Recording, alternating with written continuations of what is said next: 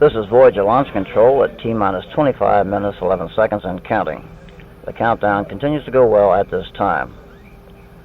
Voyager 1, like its sister spacecraft, Voyager 2, carries a phonograph record called Sounds of Earth on the chance that intelligent beings might someday capture the spacecraft as they continue on their voyages through interstellar space. The 12-inch copper disc contained greetings from Earth people in 60 languages, samples of music from different cultures and eras, and natural sounds of surf, wind, and thunder, birds, whales, and other animals. These records contain electronic information that an advanced technological civilization could convert into diagrams, pictures, and printed words. The records are attached to the sides of the main body of the spacecraft in prominent locations. It contains, in scientific language, information on how the records are to be played, using the cartridges and needles provided. The theory is that if other beings are intelligent enough to capture the spacecraft, they are sufficiently intelligent to bring the record sounds and pictures to life. Launch sequence started. The count is now on automatic sequence, and the count will proceed down to zero in ignition as Centaur's digital control unit and the Titan control monitor group perform the remaining critical functions. T-minus 15 seconds.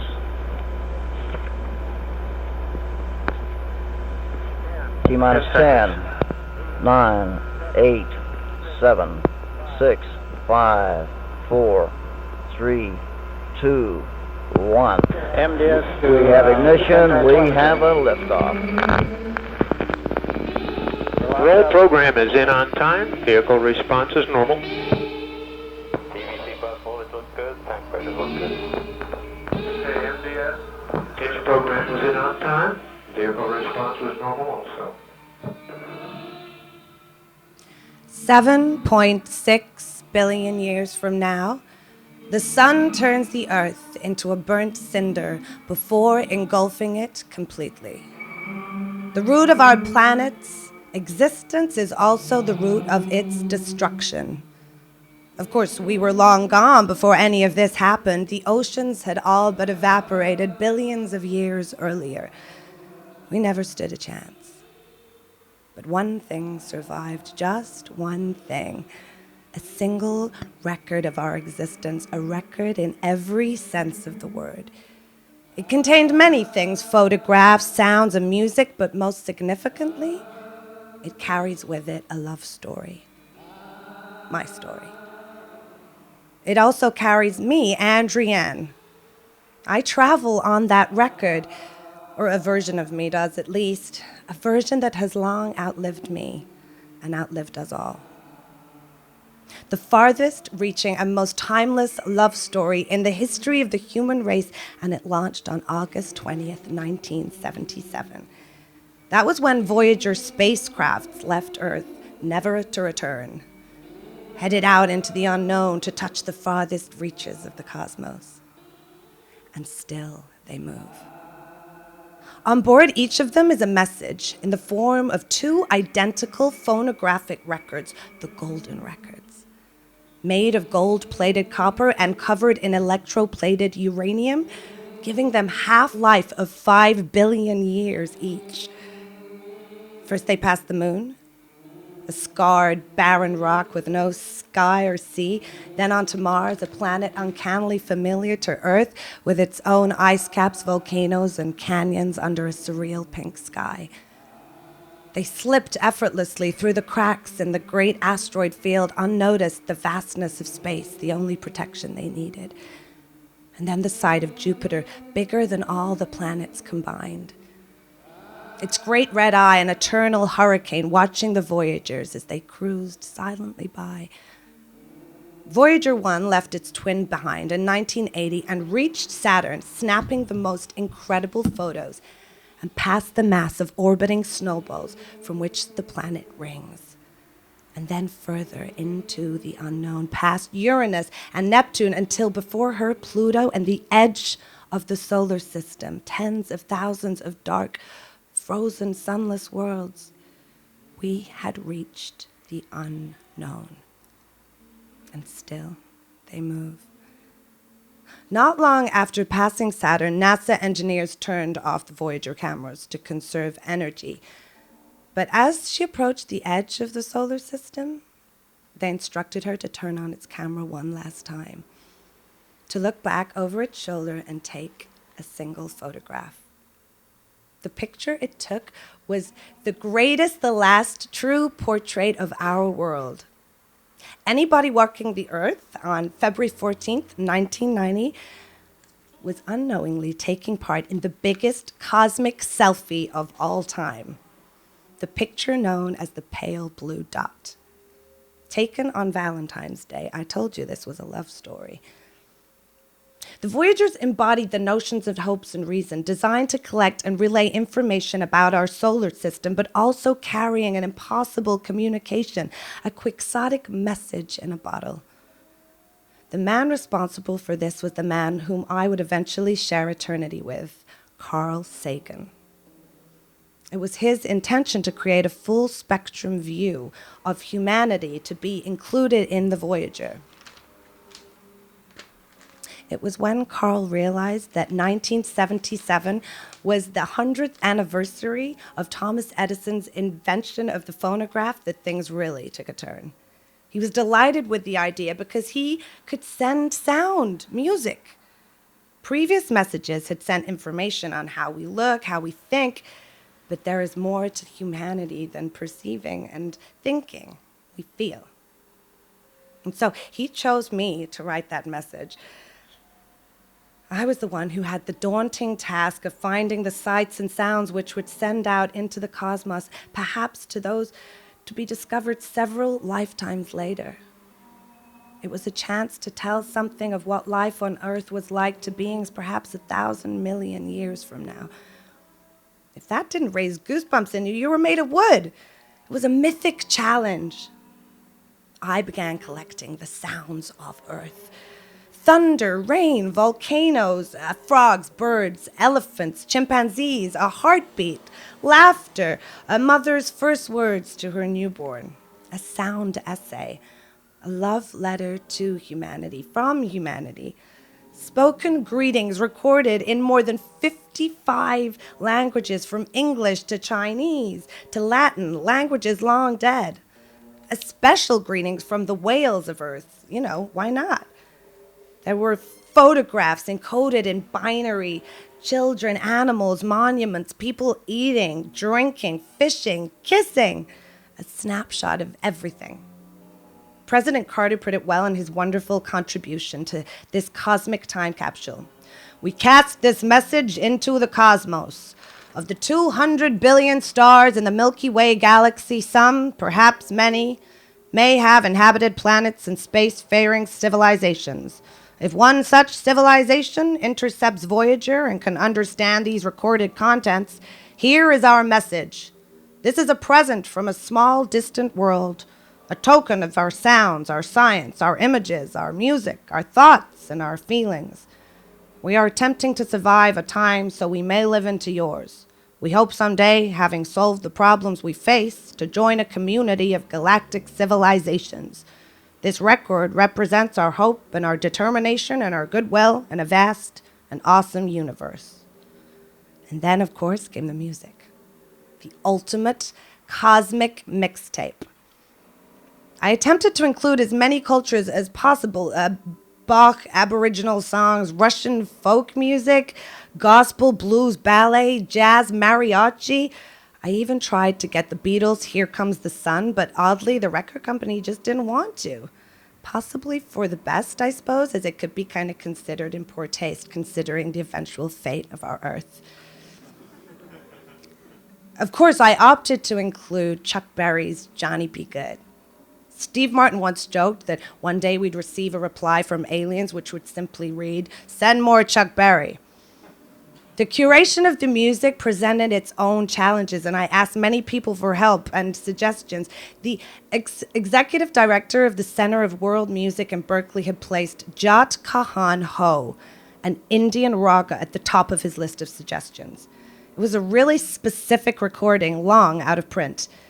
And this was 1977. We were able to throw things into space, but we didn't have iTunes. I hunted for weeks without success and eventually asked him for his second choice. He flat out refused. What happens if I can't find a copy in time? I remembered asking him. Keep looking, he told me. I told him I would, but that I needed a second choice from him. to fall back on. I was really worried that Indian music, one of the world's most intricate and fascinating traditions, might not be represented. "There's nothing close," came his response. "Keep looking." I was in an appliance store in Lexington Avenue, owned by an Indian family, when I found a dusty brown cardboard box sitting under a card table and covered by a madras cloth. Inside were 3 unopened copies of Jat Kahan Ho. The family were very suspicious as to why I wanted to buy all 3 copies, but I immediately raced home and listened to them. It's a truly thrilling piece of music. I phoned him immediately and said, thank you, over again. There is, it is said, a kind of spirit music in the world continuously but silently playing. When a gamelan orchestra performs, it is merely making available the present movement of the music of eternity. Perhaps all of the Voyager records can be viewed similarly as a local or momentary expression of cosmic discourse. On the record's surface, hand-etched was the inscription, "To the makers of music, all worlds, all times." As I mentioned before, there was one last thing on the golden record: me. And that's when this becomes a love story. June 1st, 1977. I'd worked with Carl all through the process of collecting for the record. We were friends, but just friends. We had wonderful, soaring conversations. We had always remained completely and utterly professional, though. Neither of us had ever hinted at anything more. I'd been desperately looking for a piece of Chinese music to include on the record with no success, and then I happened across Flowing Streams, one of the oldest pieces of Chinese music, 2,500 years old. Carl was traveling, but I was so excited that I'd finally found it. I called him. There was no answer in the hotel, so I left a message. About an hour later, the phone rings. It is Carl, and he says, "I come back to my hotel and I find this message which says, 'Anne called. Why didn't you leave me this message 10 years ago?'" My heart stopped. I knew immediately what he meant. I can still remember it so perfectly. I said, "For keeps?" He said, "You mean get married?" I said, "Yes." We never even kissed. We both hung up the phone and I just screamed so loud. I remember it well because this was like a eureka moment. I thought, this is what it must be like for a scientist discovering something. And then the phone rang again and I thought, oh shit. It was Carl and he was like, "I just wanted to make sure that really happened. Are we getting married?" I said, "Yeah, okay. I just wanted to make sure. Okay." Immediately after the Voyager had launched, we announced our love to the world, and I was with him together until he died. We shared 20 trips around the sun together.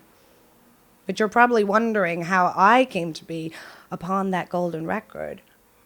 Well, before any of this, I had asked him if he thought it possible that extraterrestrials of 1 billion years from now could conceivably interpret the brain waves of a meditator. Well, who knows? 1 billion years is a long time. But on the chance that they might be, why don't we give it a try? And so, 2 days after we declared our love for each other, I entered a laboratory in Bellevue Hospital in New York City. I was hooked up to a computer and turned all the data from my brain and heart into sound. I prepared a strict 1-hour mental itinerary of all of the information I wished to convey. A really daunting task. I didn't want my mind to wander. Anything that passed through my mind could one day conceivably be the only record of humans to exist in the universe. I began thinking about the history of Earth and the life it sustains, to the best of my abilities. I tried to think about social organization. I thought about the predicament of our civilization and what we'd found ourselves in, about the violence and poverty that makes this planet hell for so many of its inhabitants. But towards the end of that hour, I permitted myself a very personal moment to think of love and being in love. Such an intense feeling, I thought it could survive amongst the stars. I know now that feeling survives on those 2 spacecraft. For years, whenever I felt down, I could think, and still they move. And so out there I stay in the wide open sea of interstellar space, a survivor of Earth, a survivor of extinction, floating untouched in the infinite void of space, a young girl in love. Kept company by Mozart, Bach, Chuck Berry, and Louis Armstrong, hoping one day to tell the universe what love feels like on Earth. Of course, as Carl always said, given the vastness of the cosmos, there is really an infinitesimal chance that the plaque will ever be seen by a single extraterrestrial. But it was certainly seen by billions of terrestrials. Its real function was to appeal to and expand the human spirit. She bears a message of hope, something of who we are, how we felt, and the music that we made. They are up there now, above you, right now, and will always be the most distant objects ever touched by human hands. They have ventured to part of the cosmos that nothing else we have ever made has ever seen or been. They've left the immediate solar system and the place where the solar wind dominates. They have come to that place where the cosmic waves begin to rage. And they have left the harbor of the solar system and are sailing the seas of interstellar space. Perhaps the most accomplished explorers in history. And despite the inevitable death of our planet long after we are gone, those spacecraft will still be out there. And maybe somebody will find them. And those records will spin, just as the Earth once did. And another civilization will be told a love story from Earth, and all of us will be reborn, if only for a moment.